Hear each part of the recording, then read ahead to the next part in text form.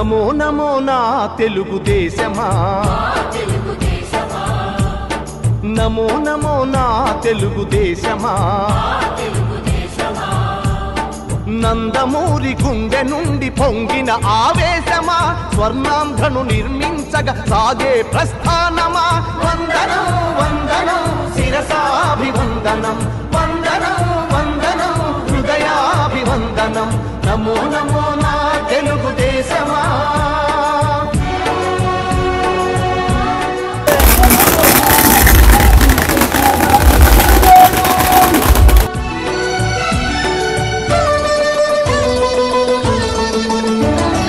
పొడిగట్టిన తెలుగువాని పౌరుషాస్ని రగిలించగా, పొడగొట్టిన తెలుగు పేరి ప్రపంచాన వినిపించగా, ఢిల్లీ చేతిలో కీలు బొమ్మలకు సవాలుగా, కుళ్ళు రాజకీయ పదవి కుట్రలకు జవాబుగా, పేదవాడిని మించిన భగవంతుడు లేడని, సమాజమే దేవాలయమని సాగే ఆరాధన. నమో నమో నా తెలుగుదేశమా, నమో నమో నా తెలుగుదేశమా.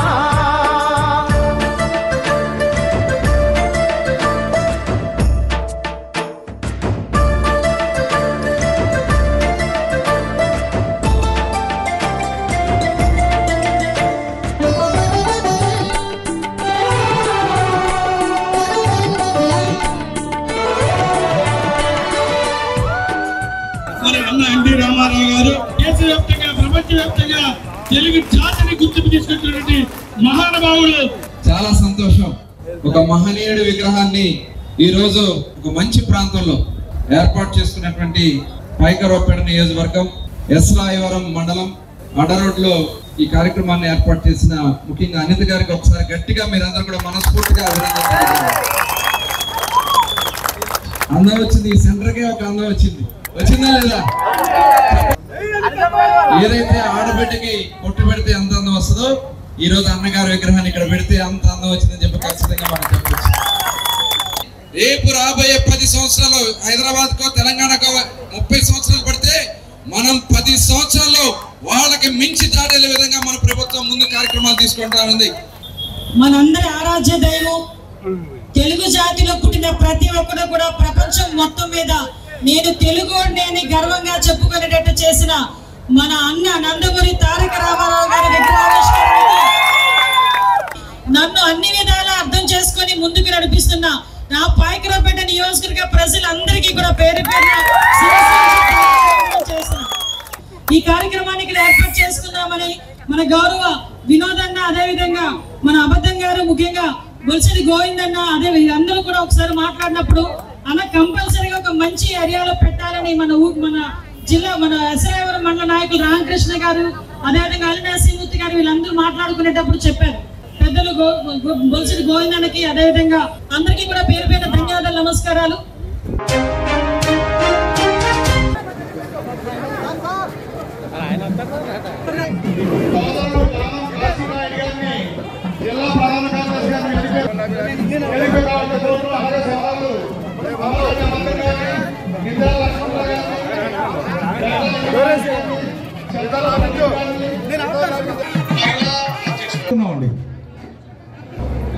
వెంకటేశ్వర దయచేసి అన్యత బాధించొద్దు. ఇక్కడ చాలా మంది పెద్దలు ఉన్నారు. అంటే ఇక్కడ ప్లేస్ ఇబ్బంది వల్ల కొద్దిగా అందరికీ అవకాశం కల్పించలేకపోతున్నాం.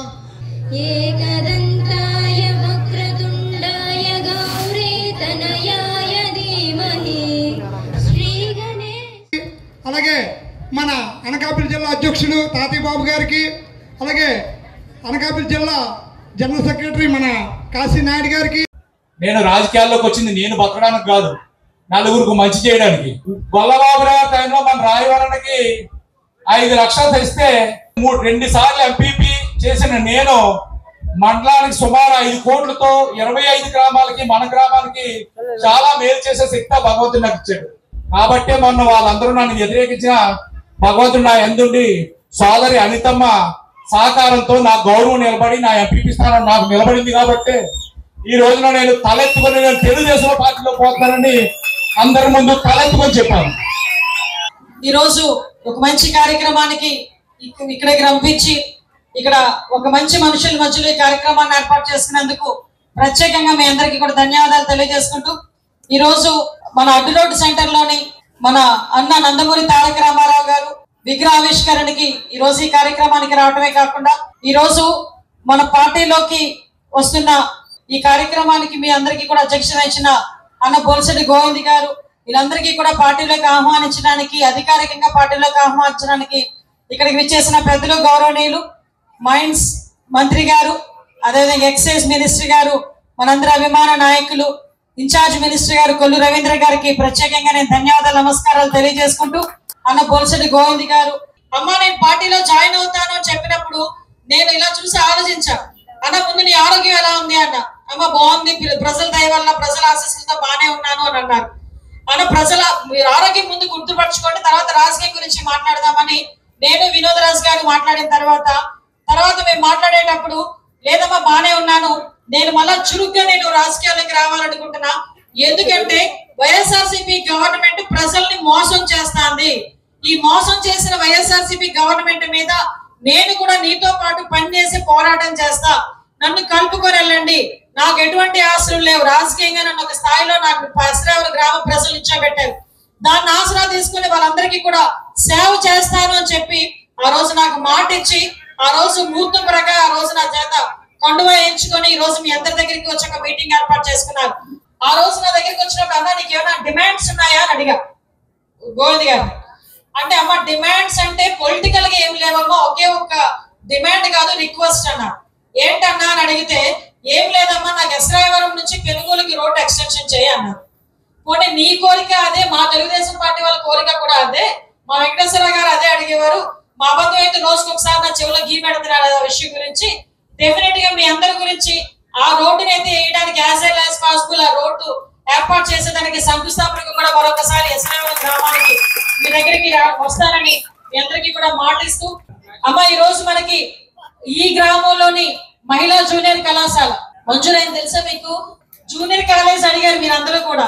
ఆ రోజు junior college women junior college దగ్గర ఏర్పాటు చేయడానికి గౌరవ లోకేష్ గారు కూడా సానుకూలంగా స్పందించి మంజూరు చేసినందుకు ప్రత్యేకంగా ధన్యవాదాలు. అదేవిధంగా వాకపాడు, నర్సీపట్నం, కరివానిపాలెం, అదేవిధంగా పెనుగొల్లు ధర్మవరం ఎక్స్ప్రెస్ హాల్ట్ కూడా ఇవ్వడం జరిగింది. అదేవిధంగా పి ధర్మవరం నుండి ఎస్రాయవరం వరకు డబుల్ రోడ్డుకి మీరందరూ కూడా ఇప్పుడు ప్రపోజల్ పెడుతున్నాం.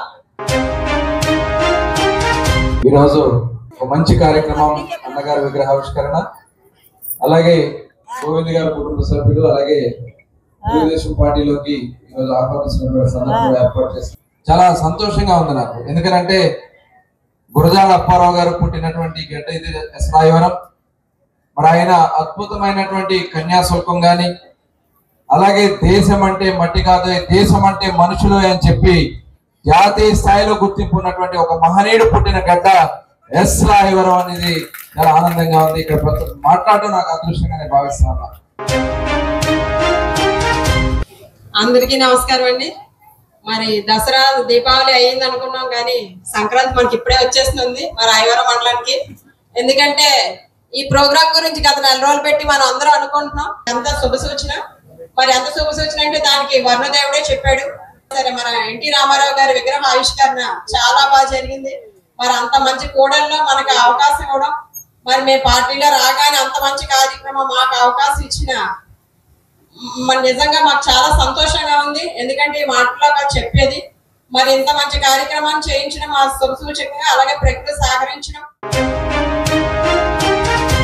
5 ఏళ్ళు సేవ చేసిన వైఎస్ఆర్ కాంగ్రెస్ పార్టీ ఎటువంటి మేలు చేయని తరుణంలో నేనున్నాను అని నన్ను సోదరి అనితమ్మ ఆదరించి పార్టీలోకి తీసుకొచ్చినందుకు కృతజ్ఞతగా మేమందరం కూడా ఈ రోజున అందరం కలిసి మహానుభావుడు తెలుగుదేశం పార్టీ వ్యవస్థాపకులైనటువంటి శ్రీ ఎన్టీ రామారావు గారి విగ్రహాన్ని ఈ రోజున అడ్డు రోడ్లో ఏర్పాటు చేసుకోవటం, అందులో భాగంగా ఆవిడ్ని తీసుకొచ్చి రాయవరం గ్రామంలో బహిరంగ సభ ఏర్పాటు చేసుకోవడం మా అదృష్టం.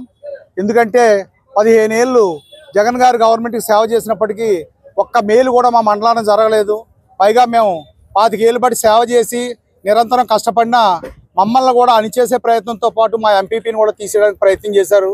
అటువంటి తరుణంలో పార్టీలో కాకేసి మాకు అవకాశాన్ని కల్పించిన సోదరు అనితమ్మకు ధన్యవాదాలు తెలియజేస్తూ ఈరోజు బహిరంగ సభలో మా మండలానికి సంబంధించి ఒక జూనియర్ మహిళా కళాశాల, అలాగే మా మండలం అందరికీ ఉపయోగపడేలాగా ధర్మవరం నుంచి రాయవరం వరకు డబుల్ రోడ్డు ఏర్పాటు చేస్తానని సోదరు మాట ఇవ్వడం మాకు శుభపరిణామంగా భావిస్తూ ఇటువంటి మంచి కార్యక్రమాలు చేసే సోదరికి, అలాగే ఈ రోజున జిల్లాలో ఎంతోమంది మంత్రులు పనిచేసినప్పటికీ ఏ ఒక్క మంత్రి చేయనప్పటికీ మహిళ అయినప్పటికీ ఈ రోజున బల్క్ డ్రగ్ ఏర్పాటు చేయటం, అలాగే స్టీల్ ప్లాంట్ 1,45,000 కోట్లు తేవటం, అలాగే 1,35,000తో డేటా సెంటర్ వైజాగ్లో ఏర్పాటు చేయడానికి తన వంతు కూడా పెద్దలు మోడీ గారు, అలాగే చంద్రబాబు నాయుడు గారు, పవన్ కళ్యాణ్ గారు వీళ్ళందరి సహకారం తెచ్చేందుకు మహిళలకు ధన్యవాదాలు తెలియజేస్తూ మా జిల్లా పెద్దలందరూ కూడా మేము రుణపడి ఉంటామని, అలాగే ఎన్టీఆర్ విగ్రహం ఈ రోజున ఏర్పాటు చేసే అవకాశం మాకు రావటం అడ్రోడ్ సెంటర్లో మా అందరి అదృష్టంగా భావిస్తూ పేదలకి పట్టెడు అన్నం పెట్టిన మహానుభావుడు విగ్రహం పెట్టడం మా అదృష్టంగా భావిస్తూ థ్యాంక్ యూ. నమో నమో నా తెలుగుదేశమా, నమో నమో నా తెలుగుదేశమా. సబ్స్క్రైబ్ చేయండి, లైక్ చేయండి, షేర్ చేయండి. మీ5 లోకల్ న్యూస్ ఛానల్.